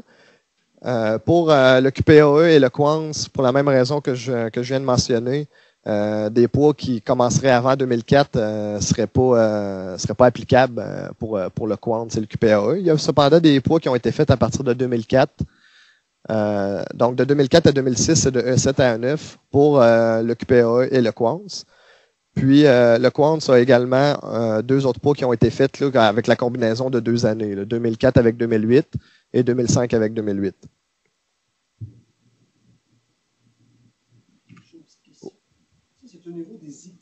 Les échelles, c'est au niveau des items. C'est au niveau du questionnaire, c'est réponse au questionnaire. Fait que il peut y avoir de la non-réponse partielle dans les variables du questionnaire. C'est à part. Les pondérations ne tiennent pas compte. Donc, en bref, les pondérations peuvent couvrir quand même beaucoup de situations d'analyse. Puis, il y a de la documentation qui peut nous aider à choisir dans ces pondérations-là. Par contre, la flexibilité de la collecte fait que quand on a des répondants, par exemple, à une année, si on a 1300 répondants qui ont répondu au Curie, par exemple, puis qu'on en a aussi 1300 qui ont répondu au QAM, c'est pas nécessairement les mêmes répondants. Des fois, il peut y avoir des différences quand même non négligeables. Puis aussi, d'un volet à l'autre, c'est pas nécessairement les mêmes répondants. Donc, plus qu'on multiplie le nombre de questionnaires et le nombre de volets, plus qu'il y a de combinaisons possibles de poids qui pourraient être utilisées pour le sous-ensemble de répondants. C'est donc impensable d'avoir une pondération possible pour toutes les possibilités d'analyse qu'on voudrait vouloir faire. Alors, l'approche qu'on a prise dans les dernières années, c'est de faire des poids plus généraux sur des choses qu'on est sûr là, qui peuvent être utilisées, comme par exemple le Curie qui a toujours un poids, ou les questionnaires principaux. Puis, selon les analyses qu'on veut faire, bien là, au besoin, on va créer des pondérations spécifiques à chaque besoin. Par contre, des fois, même s'il n'y a pas de pondérations qui sont créées spécifiquement pour les répondants qu'on voudrait dans nos analyses, on pourrait avoir des poids qui seraient quand même assez près du même sous-ensemble de répondants. Par exemple, il pourrait avoir un poids créé pour le QAM en E7. Puis, cette année-là, tous ceux qui ont répondu au QAM auraient répondu, par exemple, au QPAE. Donc, on pourrait vouloir faire des analyses avec des variables du QPAE et du QAM et utiliser le pot QAM, puis ça pourrait être aussi efficace. Alors, c'est important de pouvoir être capable de choisir justement des pondérations comme ça qui ne seraient pas exactement précisées dans le document, qui sont faites pour ce sous-ensemble de répondants-là, mais qui pourraient quand même être utilisées. Alors, qu'est-ce qu'il faut regarder? Il faut regarder deux choses. On voudrait minimiser la perte d'unités d'analyse. Donc, par exemple, on aurait 1200 unités d'analyse dans les variables qu'on voudrait utiliser, puis notre poids il y aurait seulement 1000 de ces unités-là qui auraient un poids. Donc, on pourrait perdre 200 unités d'analyse. L'autre chose qu'on veut faire, c'est qu'on veut maximiser la proportion de non-réponses qui est expliquée par notre pondération. Donc, on pourrait avoir encore là 1000 unités d'analyse, puis notre poids, il y a 1300 unités. Donc, il y aurait un 300 répondants dont la non-réponse n'aurait pas été tenue en compte dans notre pondération. Alors, qu'est-ce qu'on fait? Premièrement, on choisit une pondération alternative qui pourrait, selon nous, être près de notre sous-ensemble de répondants. On calcule la proportion d'unités d'analyse perdues. On calcule la proportion de non-réponses non expliquées. Après ça, on peut faire ça pour plusieurs poids. S'il y a plusieurs poids qu'on pense qui pourraient être proches de notre sous-ensemble de répondants. Puis ensuite, on choisit la meilleure pondération qui mettrait l'emphase sur la minimisation des pertes d'unités d'analyse. Là, je vais vous donner quelques exemples, que ça soit un peu plus clair. Donc, admettons qu'on voudrait faire une analyse longitudinale en utilisant les volets 98, 2001, 2004 du QAM. On écrit ici avec ou sans le Curie parce que ceux qui ont répondu à ces trois volets-là pour le QAM ont également répondu au Curie. Donc, d'ajouter des variables du Curie ne changerait pas nos unités répondantes. Bon, présentement, il n'y a pas de pondération spécifique pour ce besoin. Alors, quelle possibilité qu'on pourrait envisager? Le poids du QAM longitudinal E7, le poids transversal du QAM E7, pourraient tous les deux être des poids qui pourraient répondre à nos besoins. Dans les deux cas, ces poids-là, le poids de référence qui avait été utilisé, c'est le poids qu'on appelle PEP-CM7, qui est le poids Curie en E7. Puis fait que là, c'est ça. Fait que le poids idéal qu'on voudrait avoir, c'est un poids qui aurait les QAM 98, 2001 et 2004. On en aurait un qui aurait de 98 à 2004, qui est le longitudinal E7, puis on en aurait un qui aurait 2004 seulement. Donc, notre poids qu'on voudrait, il est à quelque part entre ces deux poids-là. Graphiquement, on le voit un peu mieux. La partie en vert sont ce qu'on vise. On vise un 1275 unités d'analyse, les répondants QAM 98, 2001, 2004. Puis les deux possibilités de poids qu'on a les plus proches, le QAM E7 à 1319 et le QAM longitudinal E7 à 1075 sont représentés avec l'encadré en bleu et en gris. Donc, si on commence avec le longitudinal en gris, on a une perte de 200 unités d'analyse, de 1275 à 1075, qui donne un 16%. Puis, toute la non-réponse est prise en compte. Bon, là, j'ai écrit sauf la non-réponse partielle, là, parce qu'on parle toujours de non-réponse à des instruments. Ensuite, pour le poids en bleu, on n'a aucune perte d'unité d'analyse, mais on ne tient pas compte de 3% de la non-réponse en soustrayant 1319 moins 1275 divisé par 1319. Donc là, on pourrait se poser une question, est-ce que ce 3%-là pourrait nous causer un biais? Donc, est-ce que les caractéristiques de ces 3% de non-répondants-là sont très différents des répondants? Puis, est-ce que ceci est relié à nos analyses? Normalement, avec un 3%, on n'aurait pas trop de problèmes à utiliser ce poids-là. Donc, ici, on pense que le poids QAM E7 pourrait très bien être utilisé pour cette analyse-là. Un autre exemple, on voudrait faire une analyse longitudinale du Curie de 98 à 2004. Puis on voudrait ajouter à ça le QAM et les tests cognitifs de 2004. Ceci nous donne un 1055 unités d'analyse. Bon, on pourrait envisager le QAM E7 ou les jeux en E7. Dans les deux cas, on n'a aucune perte d'unité d'analyse. Par contre, on a de la non-réponse qui n'est pas expliquée. On le voit ici. Donc, on vise l'encadré en vert. L'encadré en jaune a 1319 répondants. L'encadré en bleu a 1209. Donc, si on prend celui en jaune, on ne tient pas compte de 20% de la non-réponse. 1319 moins 1055 divisé par 1319. Puis pour le bleu, on ne tient pas compte de 13% de la non-réponse. Donc, entre les deux, c'est évident, on choisirait le poids des jeux E7. Par contre, à 13% de non-réponse pas expliquée, là, il risque d'avoir plus de problématiques. Là. Et les risques de biais sont beaucoup plus élevés qu'avec notre 3%. Donc, si on conclut que ce poids-là n'est pas approprié, ben, il faudrait envisager peut-être de faire un nouveau poids.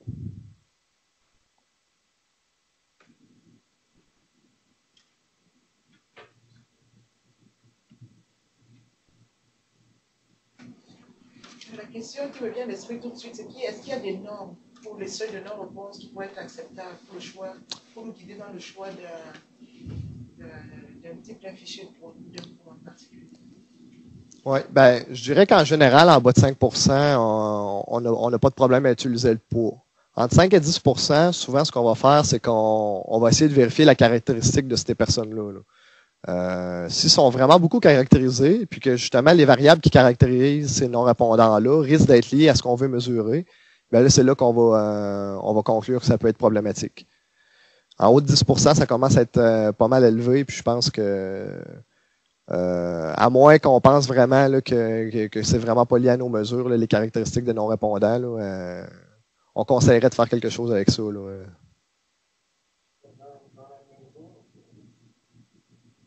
Mesure où on a comme un 20%, ça arrive souvent qu'il y a une grosse différence entre le nombre de pondérations qu'on a et le nombre de... Qu'est-ce que vous conseillez de pondérer avec un 20% de différence ou de ne pas pondérer? Parce que nous, on a souvent tendance à ne pas pondérer dans ces cas-là. Puis dire qu'on rapporte seulement pour cet échantillon et non pour la population. Quand on ne parle pas d'inférence, c'est sûr que si on travaille juste sur les répondants, le problème de la pondération, là, il ne s'applique pas. Là. Fait que c'est sûr qu'on pourrait toujours travailler sur des répondants seulement. Mais là, ici, quand on parle de 20%, c'est que on dit qu'il y a 20% de la non-réponse qui n'est pas expliquée par la pondération. Mais c'est très faisable de l'expliquer, c'est juste que le travail n'a pas été fait. Fait que puis c'est intéressant. Normalement, on veut faire l'inférence. C'est sûr que si on lance la serviette sur l'inférence, bien là, pas besoin de pondérer. Mais ce qu'on veut faire, en général, c'est d'inférer sur notre population de 97-98 des enfants du Québec. Donc, si on veut garder notre inférence, bien là, c'est là qu'il faut faire quelque chose avec ça.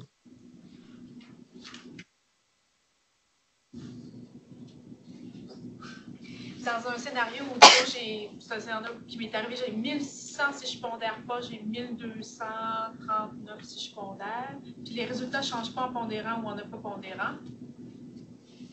Vous suggérez de faire quoi? Vous voulez dire j'ai 1600? Vous avez 1000 en pondérant pas? Vous avez, mais, je veux dire, vous perdez des...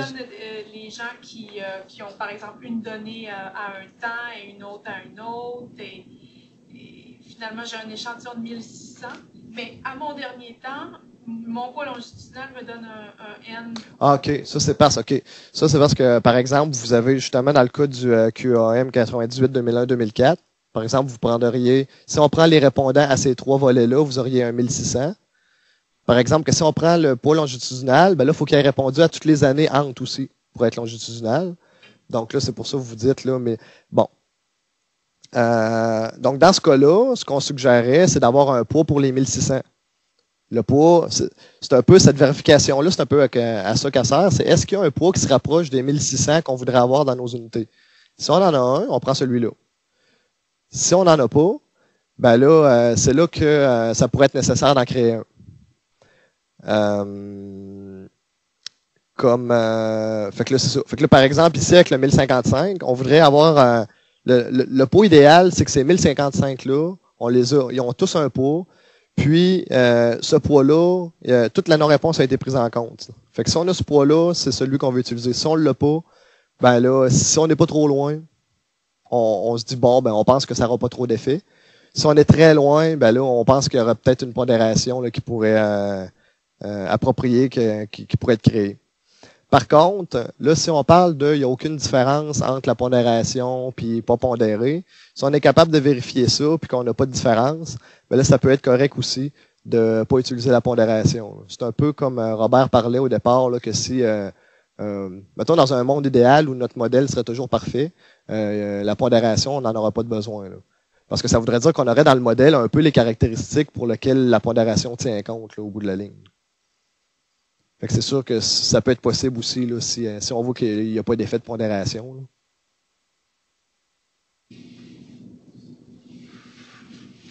C'est correct?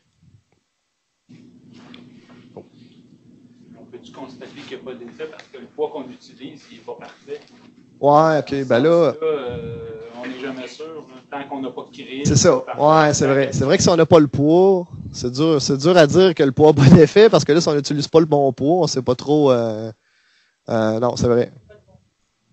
C'est vrai qu'il faut avoir le bon poids pour pouvoir juger de ça. Fait que c'est vrai, c'est.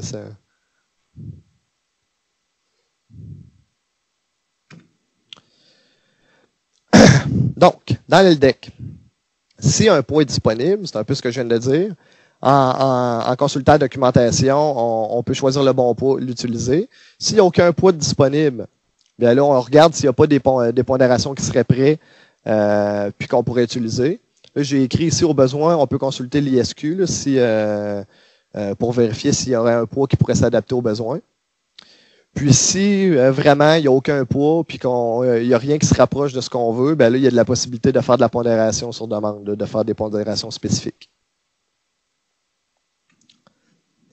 Bon, là, les pondérations tiennent compte de la non-réponse aux instruments, au volet ou aux instruments. Ça ne tient jamais compte de la non-réponse partielle qu'il pourrait avoir à l'intérieur d'un instrument. Donc ça, il faut faire attention à ça aussi. Il y a quand même des documents qui sont disponibles sur le site à chaque volet qui nous montrent les variables les plus problématiques. En fait, les variables où la non-réponse partielle est en haut de 5%. Donc, quand on choisit les variables qu'on veut utiliser dans nos analyses, c'est sûr qu'il ne faut pas faire exprès de prendre ceux qui ont plus de non-réponse partielle. Puis, après ça, même si on prend des variables que la non-réponse partielle n'est pas si élevée que ça, si on prend beaucoup de variables qui ont tous 2-3% de non-réponse partielle, mais il peut y avoir une non-réponse cumulative qui est quand même assez élevée. Donc, c'est important d'évaluer le nombre de pertes d'unités d'analyse qu'on a dû à la non-réponse partielle, et ça, même avec un poids parfait. Ben, parfait. Je veux dire, un poids qui est fait pour les répondants au questionnaire. Puis, évaluer le sens du biais potentiel en regardant les caractéristiques des non-répondants. Si on juge que celui-ci est trop élevé, ou beaucoup trop caractérisé, puis qu'on pense que ça pourrait avoir de l'effet sur nos analyses, ben là, c'est sûr qu'il y a d'autres traitements qui sont possibles. Des fois, pour la non-réponse partielle, ça peut être de la pondération aussi, mais il y a également plusieurs méthodes d'imputation. On a mentionné plutôt de l'imputation multiple. Puis là, j'écris quand même une petite mise en garde de faire attention à ce qu'on fait là, si on fait du traitement de non-réponse partielle. Ça peut dépendre de beaucoup de choses. J'ai mis 3 points ici, là, mais il y en a d'autres.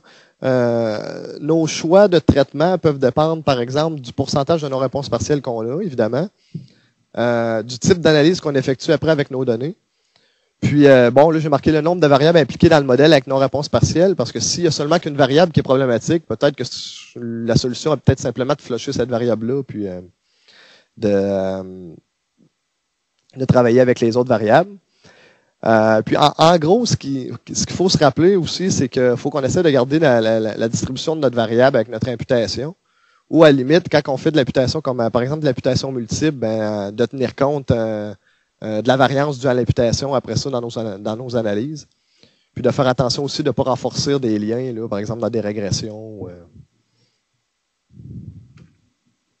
Là, je donne un petit exemple là, de l'effet que pourrait avoir de la non-réponse partielle. Là. Par exemple, sur l'évaluation de l'enfant par l'enseignant à ses compétences en lecture en 2004. L'évaluation reliée à des sons et des lettres pour des activités de lecture en groupe, pour des tâches qui étaient jugées faciles. Il y avait plus de non-réponse partielle chez les enfants qui étaient moins bons aux tests cognitifs. Donc, on pense qu'on aurait une surestimation de la proportion d'enfants qui étaient capables de réaliser ces tâches-là. Puis, à l'inverse, pour lire des mots complexes ou des phrases simples, des tâches qui étaient jugées difficiles, il y avait plus de non-réponse partielle pour les enfants meilleurs aux tests cognitifs. Donc, ici, on aurait sous-estimé la proportion d'enfants capables de réaliser ces tâches. Bon. Outre la pondération, on a parlé tantôt du plan de sondage de l'ELDEC. Alors, les procédures, les logiciels habituels vont supposer qu'on a un échantillonnage aléatoire simple. C'est dangereux de faire des mauvaises conclusions pour nos tests. Il y a des procédures ou des logiciels spécialisés qui peuvent tenir compte du plan stratifié à 2 degrés de l'ELDEC pour nous permettre de faire des conclusions à nos tests correctement. Premièrement, je présente quelques procédures pour SAS et Soudan.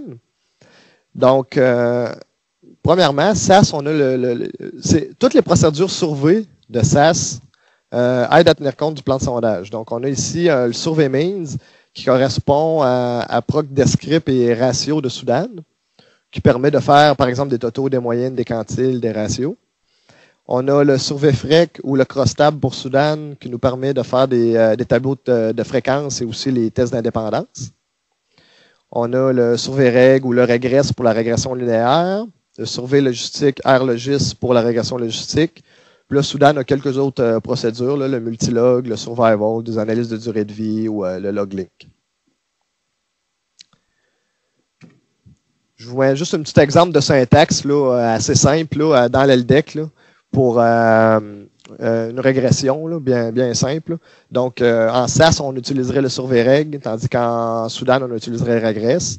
Ici, notre jeu de données, je l'ai appelé LDEC. En Soudan, il faut dire que le type du fichier, c'est un fichier SAS. Puis il faut spécifier le design que pour l'LDEC, on met WR. Ensuite, il y a un énoncé weight pour mettre notre poids. Après ça, les variables spécifiques au plan de sondage. Pour SAS, c'est les énoncés strata et cluster. Ici, les variables s'appellent strat1 et UPA code. Pour Soudan, c'est l'énoncé nest, où on met les deux variables, strat1 et UPA code, dans cet ordre-là. On ajoute aussi l'option miss-unit, qui fait une meilleure estimation de la variance que... ouais, c'est ça. Il y a une petite différence entre l'estimation que SAS va faire et Soudan sur la variance à cause justement de cette option miss-unit-là. C'est meilleur avec le miss-unit, mais la différence est très minime entre les deux. Tu sais, déjà qu'on parlait que la différence n'était pas si élevée que ça entre tantôt à cause du plan de l'effet de plan 1.3 entre utiliser par exemple une procédure de SAS normale comme procreg ou utiliser un survey reg. Mais la différence entre le miss-unit ou non est encore sur une échelle beaucoup plus basse. Là. Donc, c'est tout à fait correct d'utiliser le plan de sondage en SAS directement. Ensuite, bon, j'ai mis un énoncé modèle, là, ici, on a seulement qu'une variable, c'était juste un exemple. Puis, run à la fin pour exécuter. Bon, là, pour les autres logiciels, je ne rentre pas dans les détails, mais les logiciels que j'ai mis là permettent, pour au moins certaines analyses, de tenir compte d'un plan de sondage. On peut inclure des variables du plan de sondage dans SPSS, Stata, M+, l'Israël maintenant, les nouvelles versions de l'Israël, et également HLM. Il y a plusieurs autres logiciels ou des procédures de SAS où on peut tenir compte seulement de la pondération, mais parfois, justement, on ne peut pas tenir compte du plan de sondage, de mettre les deux variables du plan de sondage. Donc, qu'est-ce qu'il faut se rappeler, en gros, c'est ça, c'est qu'il y a beaucoup de logiciels statistiques spécialisés où, dans les logiciels habituels, ils proposent souvent des procédures spécifiques qui nous permettent de tenir compte du plan de sondage. Puis, Robert nous a parlé de la nécessité de spécifier la variable de pondération, mais aussi de la nécessité de spécifier les variables décrivant le plan de sondage complexe. Donc, conclusion générale de la présentation d'aujourd'hui. Les analyses non pondérées qui ne tiennent pas compte du plan de sondage risquent de mener à des fausses conclusions. On a des biais qui sont dus à la non-réponse, mais aussi des différences qui sont dues au plan de sondage stratifié à 2 degrés. Il y a plusieurs de pondérations disponibles pour faire les analyses qui couvrent plusieurs situations selon les volets et les questionnaires utilisés. On se rappelle qu'on peut faire des pondérations adaptées aux besoins. Puis, je viens juste de vous présenter plusieurs logiciels qui nous offrent la possibilité de tenir compte à la fois de la pondération, mais aussi du plan de sondage de l'LDEC. Merci. Je vous ai mis ici le site web de l'LDEC où tous les documents sont disponibles pour vous aider à choisir les poids, mais également regarder les documents sur la non-réponse partielle ou si vous voulez plus d'informations sur le plan de sondage, tous les documents en général de l'LDEC.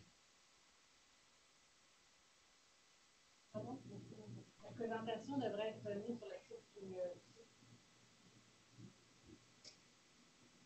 On peut prendre des questions, mais je vous invite quand même à être patient parce que il y a des questions, mais après ça, Bertrand va commencer un petit mot de la fin. Il y a une annonce à vous faire qui va vous intéresser.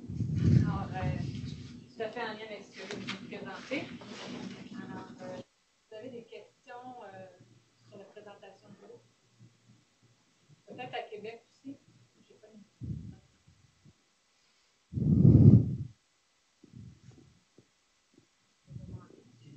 À Québec, avez-vous des questions?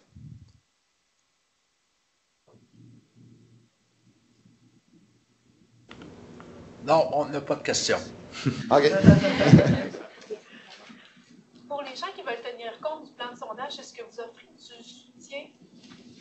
Parce que la pondération, c'est quand même plutôt convivial, mais le plan de sondage, ça l'est moins. Est-ce que... Du soutien, vous voulez dire pour vous aider, mais par exemple, vous avez la procédure, puis vous avez des questions là, sur... oui. Ben, on peut toujours... En fait, c'est ponctuel. C'est sûr qu'on ne peut pas penser à 3 jours de travail là, pour répondre à toutes les questions de tout un chacun. Mais bon, parfois, on a une réponse, on peut avoir une réponse rapide. Il ne faut pas quand même hésiter à nous contacter. Mais je pense que ça serait le moment opportun pour que Bertrand vienne prononcer son petit mot de la fin.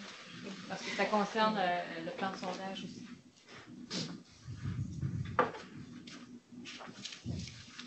C'est comme si j'arrivais avec une grosse nouvelle. Parce qu'on sait qu'on arrive vers une phase 3, il y a des gens qui sont plantés qui disent est-ce que vous voulez continuer sur une phase 3. Je ne pourrais pas vous faire cette annonce-là aujourd'hui, ça va être primordial.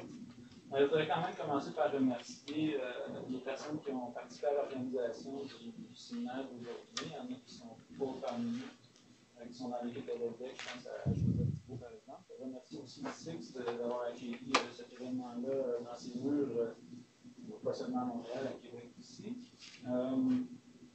Merci aussi les utilisateurs de données de l'EDEC, les chercheurs qui contribuent à la visibilité de l'EDEC, au fait qu'on utilise une banque de données qui est quand même précieuse, qui est riche, qui pourrait peut-être être davantage exploitée. On aimerait ça que plus de monde l'exploite, mais si on l'exploite avec qualité, c'est déjà une très bonne chose.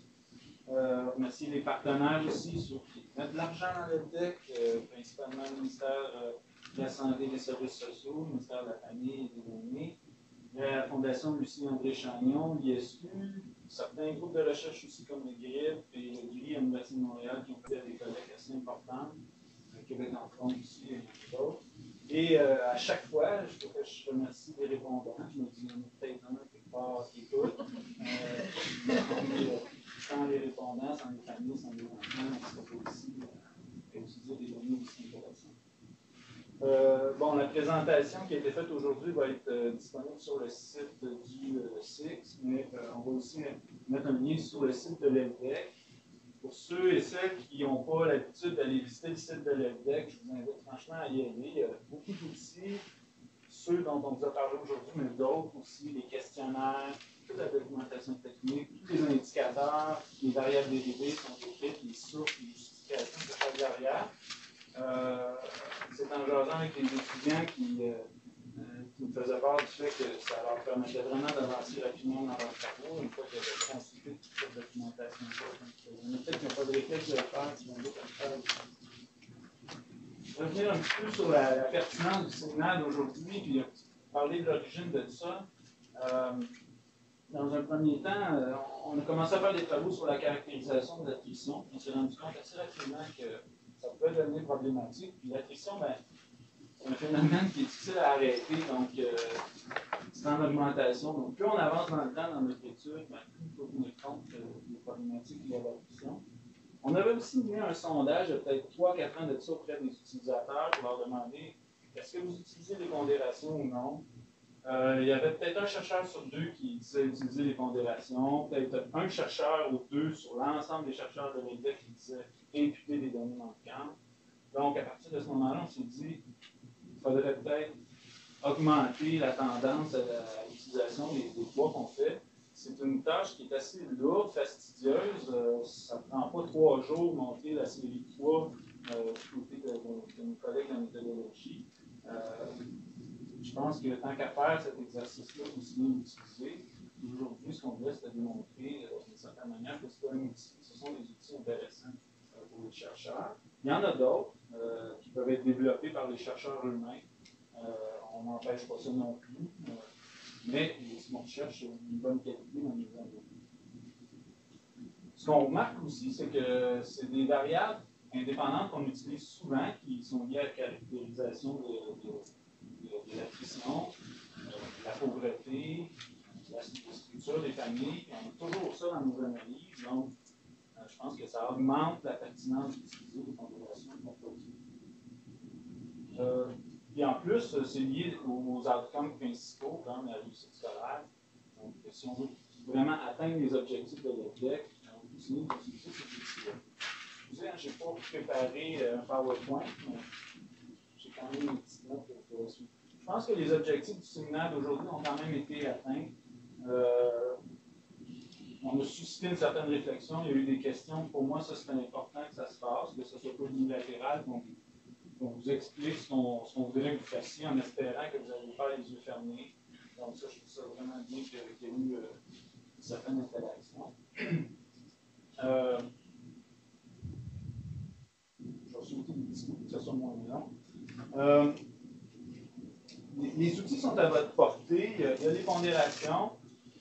Puis le scoop, c'est pas si compliqué que ça, c'est que les variables de l'effectement vont être disponibles. Donc, dans les prochaines livraisons, on va pouvoir vous fournir ces variables-là. On va aussi fournir des pondérations. On a fait des pondérations sur mesure pour des publications de l'ELDEC qu'on a réalisées à l'Institut de la statistique du Québec, mais qui pourraient potentiellement être intéressantes pour d'autres analyses qui sont faites par les chercheurs. Donc, ça vous donnera des choix de plus à regarder en utilisant la technique qui vous a été proposée par eux. Donc, les 2 nouvelles, c'était ça. Mais il y en a d'autres quand même. Donc, je vous invite à regarder les questionnaires, toute la documentation technique. Les publications qu'on a faites, toutes les publications de l'ELDEC sont sur le site de l'ELDEC. Ça aussi, ça peut vous donner une bonne idée. C'est de comprendre comment les chercheurs ont utilisé tous les outils en place. Dans les banques de données, les nouvelles séries de poids dont je viens de vous parler, les données du plan de sondage. Si vous venez travailler ici au CADRIS, un cadre sensible, comme les revenus en continu, et on a fait de l'imputation sur les revenus en continu à l'ISU. Les revenus en continu, on ne peut pas les livrer aux chercheurs associés, mais ils peuvent venir travailler ici au CADRIS avec ces données-là. Les codes postaux, Les données administratives aussi, on fait un gros blitz pour aller chercher des données administratives. On en a déjà qui nous viennent de la RAMQ et du ministère de l'Éducation. La beauté des données administratives, c'est qu'il n'y a pas d'attrition avec ça. Une fois que les répondants nous ont dit oui, on leur demande un consentement pour toute la durée de l'étude. Cette étude-là peut durer très longtemps. Puis ça, on est capable de les récupérer d'année en année auprès des organismes qui détiennent ces variables-là. Et puis on fait des gros efforts pour aller en chercher d'autres dans le futur. Pour ça, je pense que c'est une bonne nouvelle aussi. Pardon. On fait beaucoup d'efforts en amont aussi, du côté de la collecte pour fidéliser les répondants. Les collectes de l'EDEC sont souvent lourdes. Plus les collectes sont lourdes et inclusives, plus on a de l'attrition. Des fois, on demande aux chercheurs de relaxer un petit peu leurs intentions de recherche parce qu'on a besoin de s'assurer que notre échantillon prend une petite pause. On l'a fait une ou deux fois, puis ça porte des fruits. Donc, on fait des gros efforts de fidélisation. On est aussi, cette année, la collecte qui est en cours actuellement, on a récupéré des enfants de l'EMNEIGE, de l'étude canadienne. Bon, l'effet de plan dans l'EMNEIGE est plus important que dans l'EDEC. Ça va être un petit casse-tête de faire des pondérations. Mais néanmoins, je pense que ça va valoir la peine de regarder qui des répondants de l'EMNEIGE se sont intégrés à l'EDEC. Il y aura du travail intéressant peut-être à faire, puis ça pourra permettre de corriger aussi certains problèmes liés à la piste. Donc, vous voyez qu'il y a plusieurs outils qui sont à disposition. Il s'agit de faire les bons choix à travers tout ça. C'est pas facile, ça ne se fait pas en criant ciseaux, mais je pense que plus on avance, plus ça vaut la peine. C'est pas d'autant plus que les revues scientifiques ont l'air à être de plus en plus méticuleuses sur les critères qu'ils demandent pour pousser. Bon, pour ce qui est de la phase 3, parce que j'anticipe toujours cette question-là, c'est à l'automne, probablement le mois de septembre, octobre ou plus tard, qu'on va pouvoir vous donner des nouvelles plus définitives sur la poursuite de l'EDEC pendant l'adolescence. On est en recherche de financement. Je ne vous livrerai pas les secrets qui sont liés à nos démarches actuelles, mais disons que ça va quand même pas si mal ou assez bien. Il ne faut pas sauter non plus penser qu'on va pouvoir faire encore plus dans l'EDEC, mais moi j'ai quand même confiance qu'on va pouvoir continuer l'étude. Peut-être qu'elles sont un peu plus restreintes, mais il y aura des alliances à faire aussi entre les besoins peut-être des ministères et organismes et les besoins aussi des chercheurs. C'est ça qui va être appris au bout du compte, mais dans le fond, on travaille fort là-dessus. Je vous remercie d'être venus. Je vous remercie d'utiliser les données de l'EDEC. Je remercie aussi nos présentateurs aujourd'hui, Hélène, Robert et Luc. N'hésitez pas si vous avez des questions, des commentaires. Comme disait Robert et Luc, on peut travailler aussi avec vous, pour vous, en fonction de vos besoins. Vous nous consultez. C'est possible de faire créer des pondérations spéciales en consultant nos méthodologues. On peut trouver du temps. Des fois, on n'en a pas beaucoup de temps, mais on peut trouver un moment dans l'année, des fois, où on peut vous aider à ça. Puis, on peut vous orienter pour que vous fassiez vous-même. On remarque qu'il y a de plus en plus de statisticiens qui accompagnent les chercheurs pour faire des. Donc, merci d'avoir assisté à ceci.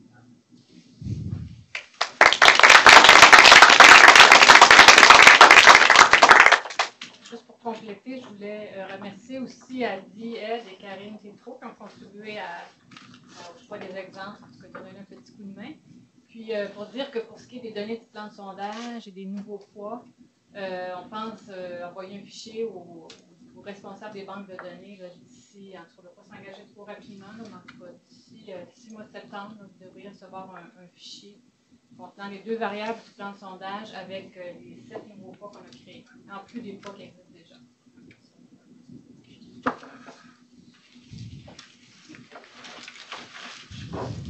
Est-ce qu'il y a d'autres questions, commentaires? Des questions à Bertrand?